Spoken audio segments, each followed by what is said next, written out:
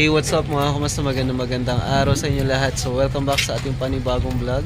Ayan, narito tayo ngayon sa isa sa mga project natin. Tayo ay may makeover ulit ng ating project mga kumusta. So, at kung ano yung mga kailangan natin gawin. So nandito na yung tropa natin, no? Si Danny Boy, si Harvey, tapos si Michael, tapos si Bayaw, Richard. So bababa na sila ng mga scaffolding. Yan ang gagamitin natin dito. Ayan.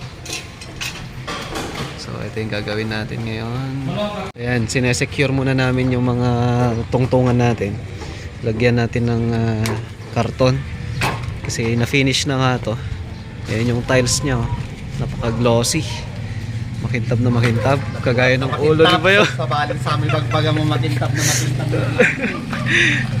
So lalagyan nila lahat ng konto. So yung una muna namin gagawin dito, mag-layout muna tayo gamit yung carrying channel, wall angle. So yung carrying channel natin, ayan, yung 0.7 carrying channel na isa lang yung brand na ginagamit natin. Ganon din sa wall angle. So ito muna yung gagamitin natin ngayon at maglalagay muna tayo ng wall angle at tapos carrying channel. So yung wall angle natin corrugated type yan. Ayan. So secure muna natin lahat. Tingnan nyo, ang lakas ng sounds nila doon, no? Ang daming building dito. Bakit ang Ate Tyson kumakamit?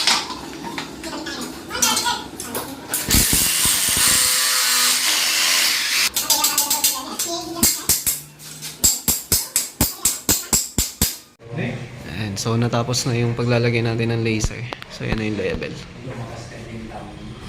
So ngayon, magpipitik na kami. So yun, makikita nyo yung laser natin.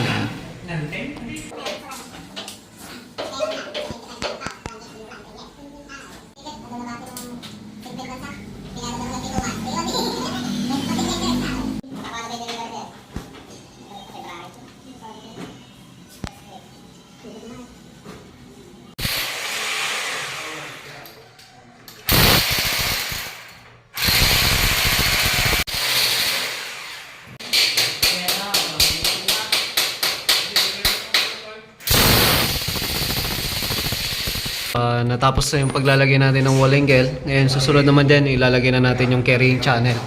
Tapos diretso hahangiran na natin yan. So sa carrying channel mga kamusta, ayan, naka L tayo ng 15 cm mga kamusta. Tapos bubutasan natin yan. Tapos yun ang gagamitin natin para may pako natin sa gilid-gilid. Ganun din sa kabila.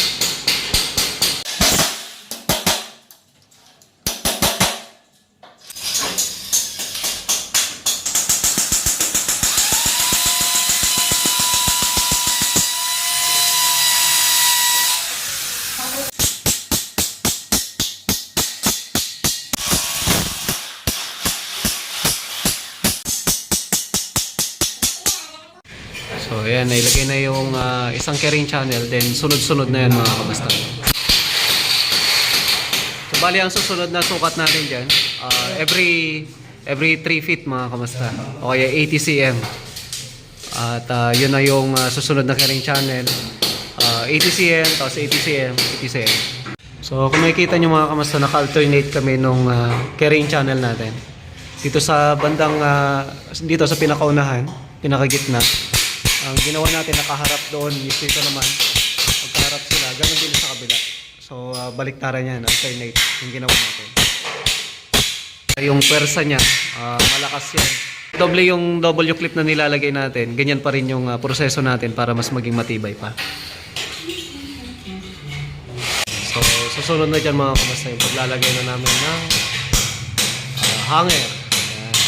So ayan, inaalalayan pa namin yan ng black screw mga kamasta.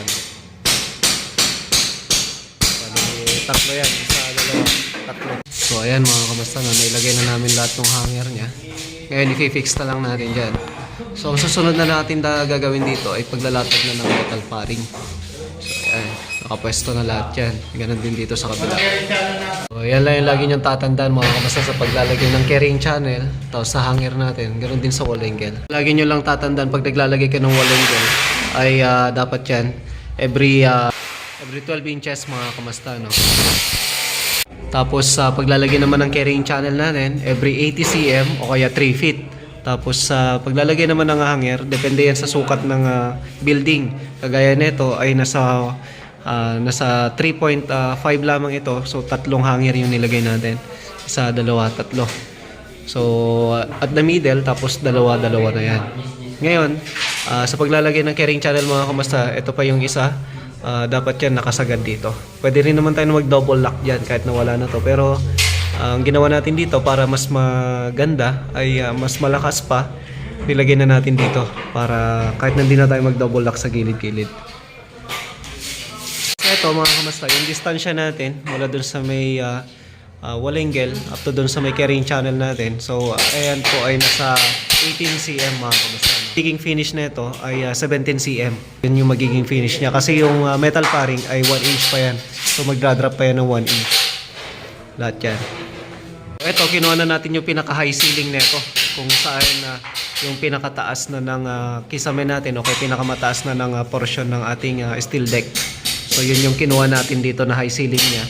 Tapos nag-drop na lang tayo ng 18 cm para hindi naman siya nalalayo dun sa may biga. Kasi dito, kung mapapansin nyo, mas mataas yung biga na to, mas mababa to. So ngayon, hindi natin siya pwedeng isagad dito kasi wala na may iwan dito sa part na to.